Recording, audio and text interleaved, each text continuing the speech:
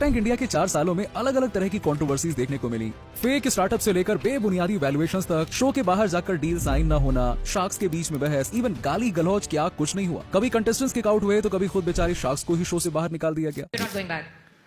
I unfortunately can't go back because Swiggy sponsored Shark Tank this time and kicked me out of.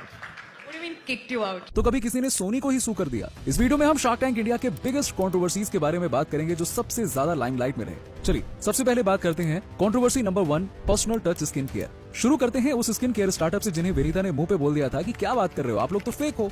मेरा मतलब है कि literally ऐसा नहीं, लेकिन हाँ डिप्लोमेटिक तरीके से बोल दिया था कि फेक हो। अब काफी लोगों को ये लग सकता है कि विनीता क्योंकि सेम कैटेगरी से हैं तो वो उनके नंबर्स देखकर जेलस हुई होंगी, इसीलिए उन्होंने ऐसा बोला होगा। आपको बता दूं कि सीजन 2 में रिकॉर्ड कॉस्मेटिक्स के साथ में ऐसा हुआ था, लेकिन यहाँ पे विनीता गलत नहीं। सीजन 4 में पर्सनल टच स्किन केयर नाम का स्टार्टअप आया। शुरू में जब वो आए शो में तो सब कुछ सही लग रहा था, पिच बहुत सही जा रहा था, दोनों फाउंडर्स की भाई बहन की जोड़ी शार्क्स को इंप्रेस कर रही थी, लग रहा था कि वाह क्या जोड़ी है। भाई आशीष जावा फार्मा बैकग्राउंड से आते हैं और वो पहले डिस्ट्रीब्यूशन का काम करते थे। उनकी बहन अदिति जावा स्टार्टअप से बाद में जुड़ी। उनकी आस थी 1.2 करोड़ 1% इक्विटी के बदले 120 करोड़ की वैल्यूएशन पर। अब शार्क टैंक के एक्सपीरियंस में ये वैल्यूएशन इतनी भी ज्यादा नहीं थी, खासकर कॉस्मेटिक्स की कैटेगरी में। सवाल जवाब का सिलसिला भी बहुत सही चल रहा था, लेकिन फिर क्या होता है कि उन्होंने शार्क्स को अपना एक viral Instagram social media post दिखाया जिसपे उन्हें 2 मिलियन व्यूज आए हुए थे। लेकिन जब उन्होंने वीडियो को ओपन किया, उसे प्ले किया तो उसमें सिर्फ दोनों फाउंडर्स अपने आप को और अपने ब्रांड को इंट्रोड्यूस कर रहे थे और उस पे लाइक्स जब देखे गए तो पता चला कि इस पे तो 705 यानी कि 705 लाइक्स ही थे और उन्होंने बूस्ट भी नहीं किया हुआ था, ऐसा आशीष ने गारंटी के साथ कहा।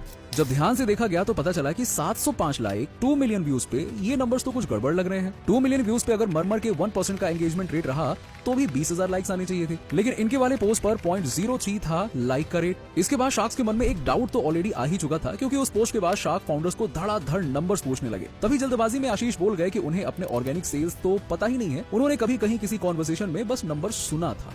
ये तो फिर भी ठीक था, लेकिन पिच के बाद विनीता पर्सनली उनके साथ बैठी नंबर्स को चेक करने के लिए, तब जाकर सारा का सारा सच सामने आया। उन्होंने अपना शॉपिफाई का डैशबोर्ड खोल के दिखा दिया, जो कि बाय द वे कॉन्फिडेंशियल होता है, लेकिन फिर भी उन्होंने दिखाया। तब विनीता ने जब सारे नंबर्स देखे तो उन्होंने कहा कि क्या बात कर रहे हो, ये तो B2C स्टार्टअप है ही नहीं। चलिए अब विनीता ने ऐसा क्यों कहा, इसके लिए जरा इनके नंबर्स को समझ लेते हैं, इनके मैथ्स को समझते हैं। उनके डैशबोर्ड में 1.3 करोड़ रुपीस की अक्टूबर 2024 की सेल दिख रही थी, जिसमें 2 लाख की डेली सेल्स आ रहे थे, फिर 50 लाख पर अचानक और कभी कभी तो डायरेक्टली 0 हो जाते थे। अब यहाँ पे ये देख के साफ साफ समझ में आ गया कि ये नंबर्स मैनुअली हो रहे थे या कुछ अलग ही झोलझाल चल रहा था। उसी एक महीने के सेल्स में वेबसाइट पर 6 से 7 हजार विजिटर्स का ट्रैफिक आ रहा था, और गेस करिए कि ऑर्डर्स कितने थे, 6 से 7 हजार। मतलब कि हर विजिटर कस्टमर्स में कन्वर्ट हो रहा था, हर विजिटर एग्जैक्टली। और साथ ही फिर उन्होंने अपने यूनिट इकोनॉमिक्स में बताया कि वो 500 से 600 रुपए में प्रोडक्ट बना रहे थे। क्योंकि विनीता उसी सेम फील्ड से हैं, तो उन्होंने काउंटर किया कि आप अपना फॉर्मुलेशन तो बताइए। फॉर्मुलेशन जानने के बाद विनीता ने कहा कि क्या बात कर रहे हैं, ये तो 100 से 150 रुपए में बन जाएगा।